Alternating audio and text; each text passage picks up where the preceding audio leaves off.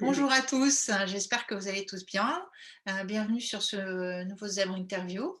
J'ai le plaisir aujourd'hui de recevoir Aurélie Pelletier qui va nous parler de son parcours. Bonjour Aurélie. Bonjour. Merci à vous de m'avoir, invitée quelque Eh ben, part aussi. merci à vous de participer. Euh, qui êtes-vous? Votre parcours? Alors, qui je suis? Si je commence par les trucs, classiques, je suis une jeune femme de 39 ans. Hem, je suis aide médico-psychologique, hem et j'ai toujours été dans le milieu de l'aide, à la personne, en fait, dans le milieu, médico, social. Et j'aime beaucoup aussi tout ce qui est, artistique pour, voilà, la création, voilà, soit de mes mains, de faire du dessin, soit d'écouter de la musique, soit de chanter et cetera. Voilà, je m'intéresse à plein de domaines différents dans la lecture, de par, les conversations avec différentes personnes. Et donc j'ai seulement découvert il y a 2 ans de ça et mon hypersensibilité et le fait d'être, haut potentiel, heu, donc ce qui a permis de mettre en lumière et de comprendre, plein de petites choses, de petits détails, de ma vie qui tout d'un coup étaient vus sous un jour nouveau où j'ai des connexions qui se sont faites, de me dire: «Ah! C'est pour ça». Et comment vous avez découvert votre douance? Hem, alors c'était, suite, à une rupture en fait, une rupture avec une personne. Pendant la relation, c'était quelqu'un qui m'avait dit qu'il était, lui-même hypersensible, et je connaissais pas le terme en fait et mais je m'étais, renseignée dessus, et j'avais pris des bouquins et cetera. Mais à la base, je les lisais pour me renseigner par rapport à lui, en fait, pour savoir comment réagir, comment lui prenait les choses et cetera. Et puis j'ai pris que des petits morceaux par-ci par-là et au moment de la rupture, j'ai repris le bouquin, mais en vraiment le relisant depuis le début et en fait, je me suis rendu compte que ça parlait de moi, tout simplement déjà. Donc le bouquin m'est tombé des mains parce que, enfin voilà, c'était vraiment moi, mon fonctionnement que ça retranscrivait. Et ensuite, voilà, par d'autres connexions, en lisant des articles et tout, je suis tombée, voilà, sur, le fait, d'être au potentiel et ben, pareil, tout était lié, en fait. Tout prenait sens et voilà, c'était quelque chose dont on m'avait déjà parlé dans d'autres relations où, on me disait que, voilà, j'avais des capacités, mais pour moi, c'était juste, voilà, parce que j'étais peut-être un peu plus à l'aise, dans certaines matières.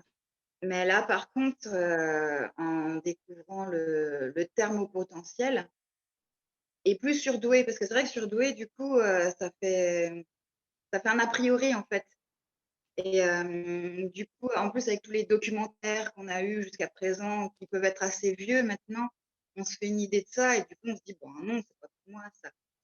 Mais vraiment le terme haut potentiel, voilà, m'a plus, attirée et là, je me suis vraiment reconnue et surtout la pensée en arborescence. Par exemple, moi, je pensais que tout le monde pensait comme ça justement et c'est là que j'ai découvert que non, c'était un fonctionnement autre, mais que c'était pas le cas de tout le monde et ça m'a vraiment surprise et parce que c'est quelque chose que je fais, ben, naturellement donc ça, ce qui m'a confortée encore plus, dans le fait d'être au potentiel. Mhm. Et, et qu'est-ce que vous avez ressenti en découvrant ça? Vous avez souhaité passer le test ou pas?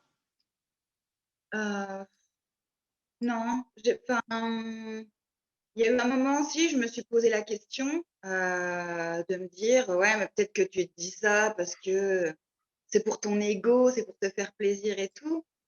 Parce que je collais encore dessus cette image de surdoué, donc quelqu'un qui est, avec des capacités supérieures ou, quoi que ce soit et je me ressentais pas vraiment comme ça, mais en cherchant un petit peu plus, en me renseignant un petit peu plus, puis en regardant aussi à l'intérieur de moi, ça me correspondait mieux le fait d'utiliser le terme de fonctionnement autre, voilà, fonctionnement différent. C'est, une réception et une perception que j'ai des choses qui est juste différente.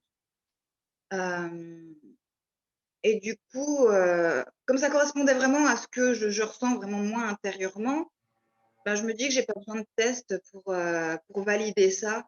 Je sais ce que je ressens, je sais comment je fonctionne, à ce niveau-là.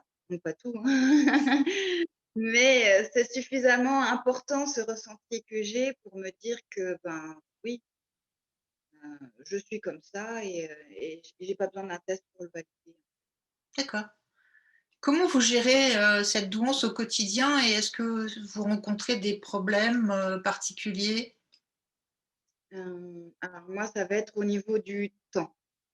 Le temps est assez problématique pour moi parce que, je vais prendre énormément de temps pour réfléchir, pour peser le pour et le contre, pour, des petits détails, enfin voilà, je vais prendre mais ça va être complètement débile, hein, juste, quand je fais mes courses, c'est est-ce que je vais prendre, le paquet au citron ou le paquet, à la menthe? Parce que je suis en train de m'imaginer, tous les paramètres dans lesquels ça va rentrer, dans mon quotidien et cetera. Même pour choisir une couleur, d'un vêtement et cetera, hem, je vais rester hyper longtemps à faire un choix parce que j'examine tous les paramètres, en fait. Et quand je m'organise, je vais prendre énormément de temps pour analyser la situation, pour voir, ce qui peut me correspondre, le mieux et cetera. Par contre, quand je me lance, ben, c'est bon, je suis partie. Hem, mais par contre, à l'inverse, ça dépend avec qui je travaille. Voilà, ça dépend si je suis seule ou si je suis avec, des personnes. Des fois, quand je suis seule, je vais mettre beaucoup de temps à trouver une solution. Je vais avoir besoin beaucoup de voilà, d'introspection, de chercher des informations et cetera et des fois, quand je suis avec d'autres personnes et avec les retours qu'elles me font et tout et ben, d'un point de vue extérieur, du coup, la solution me paraît évidente. Là, je vais mettre en relation plein de voilà, tous les petits fichiers qui sont ouverts à droite à gauche dans ma tête, se mettre en résonance avec ce qu'est en train de me dire la personne et là, ben, bam, ça m'apparaît tout de suite. Heu, voilà, je dirais beaucoup, voilà, le temps et le fait de réfléchir par moment, peut-être trop et du coup, je me parasite, moi-même. Mmh. Un petit côté perfectionniste peut-être? Oui, totalement. Totalement, donc j'essaye de lâcher prise, là-dessus justement. Parce que c'est vrai que je suis jusqu'au boutiste, vraiment sur certains trucs, au millimètre près, je vais vouloir que tout soit nickel chrome parfait et du coup, des fois, ça va me demander un temps fou supplémentaire alors qu'en soi, ce petit détail-là n'est pas si important que ça. Voilà, ça fait pas l'essentiel de la chose donc je perds plus d'énergie qu'autre chose. Donc j'apprends vraiment là-dessus, à lâcher prise. Et qu'est-ce qui vous aide? Qu'est-ce qui vous a aidé? Ce qui m'a aidée, c'est, quand j'ai commencé à faire du travail sur moi-même, en fait, du développement personnel. Hem, ben, du fait déjà d'avoir découvert ça, je me disais: «Ben, en fait, ça me correspond, mais je le savais même pas». Donc j'ai voulu en savoir un peu plus sur ce fonctionnement et ensuite, ben, sur, le fonctionnement de manière générale, en fait. Hem, donc du coup, à creuser aussi, quelles sont les blessures qui seraient actives aussi avec ce fonctionnement-là, avec le syndrome de l'imposteur, avec, les blessures du coup de rejet également, quand on n'est pas compris parce que, ben, nous-mêmes on voit pas qu'on a un fonctionnement différent des autres. Heu, hem et du coup, ben, par beaucoup d'introspection, de dire les choses aussi à certaines personnes, de leur faire comprendre, que j'ai aussi une hypersensibilité qui est liée à tout ça, qui fait que je vais attacher beaucoup d'importance aux mots, au ton de la voix. Voilà, des fois, il y a des choses qui vont m'agresser, les couleurs, la lumière. qui font que je vais peut-être être moins dans la réception de ce que me dit la personne, si déjà dans mon environnement, il y a des paramètres qui me parasitent, qui font que je suis pas bien. Hem et du coup, des méthodes, voilà, de méditation, heu, de pour me libérer, en fait, mon cerveau, en fait, parce qu'il y a des moments, il tourne continuellement et ça en devient c'est hyper fatigant. C'est le hamster qui tourne dans sa roue et qui voit pas d'issue et du coup, voilà, des méditations où je me recentre sur moi, où je mets ça de côté pendant un certain temps, je fais des exercices, voilà, de respiration et aussi d'aller dans la nature, simplement aussi aller, j'arrive à décoder, voilà, comment je fonctionne. Qu'à un moment donné, quand je suis trop dans le perfectionnisme, par exemple, je commence à m'énerver, je commence à perdre patience, à plus savoir comment agir et tout et puis en fait, ça sert à rien. Donc ces moments-là, avant, je persistais. J'y allais et je me disais: «Non, j'irai jusqu'au bout» et voilà. Maintenant, je me dis: «On arrête, sors, voilà, va faire un tour dehors, prends l'air, vraiment, essaie de penser totalement à autre chose, de t'aérer l'esprit et au moins, bah, quand je reviendrai, ben, alors des fois, j'ai plus du tout envie de reprendre et je remets ça au lendemain et c'est très bien et des fois, ben, je reviens et bam bam, ça y est, j'ai un autre angle de vue. J'ai une autre façon de voir les choses. Heu, donc ça, voilà, se recentrer sur soi et vraiment être dans un espèce de calme intérieur ou alors un calme qui nous vient de l'extérieur par, voilà, par la musique, par la nature. Mmh, d'accord. Si vous aviez un conseil à donner, aux personnes qui nous écoutent, ce serait quoi? Hem, moi, ce que je dirais, c'est d'être surtout, bienveillant envers soi-même. Déjà en premier lieu, parce qu'on est constamment enfin, en tout cas, je vais parler pour moi, mais moi, je suis constamment en train de me critiquer. Parce que le perfectionnisme, ben, il commence, par moi. Donc le bourreau, le juge, le plus sévère, je peux l'être peut-être par rapport à d'autres personnes, mais en tout cas, le plus sévère, c'est déjà envers moi.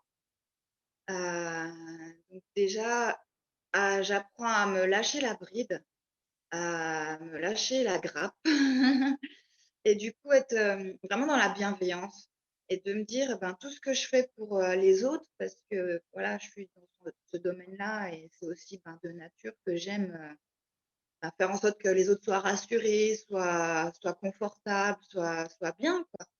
Ben, déjà me le donner à moi-même, en fait. Voilà, je me perdais trop auparavant à faire passer, les autres avant moi et à pas connaître aussi mes propres limites. Mais parce que c'était aussi un manque de connaissances envers moi-même. Heu, toutes les connaissances qu'on peut avoir en fait sur le monde, sur autour de nous, sur les personnes et cetera, c'est super cool, ça nous apporte énormément de choses. Mais en fait, ce qui est le mieux, c'est de commencer par nous-mêmes. La connaissance de soi-même, d'être son propre sujet d'étude en fait et du coup de s'apporter beaucoup de bienveillance et d'amour et de compassion et que c'est pas grave si tel jour on n'y arrive pas, que c'est pas grave si, heu, je sais pas, enfin il y a pas besoin de se comparer en fait aux autres. Mmh. C'est chacun son fonctionnement qui est différent et si l'autre ne nous comprend pas à un moment T, ben, c'est pas grave, en fait.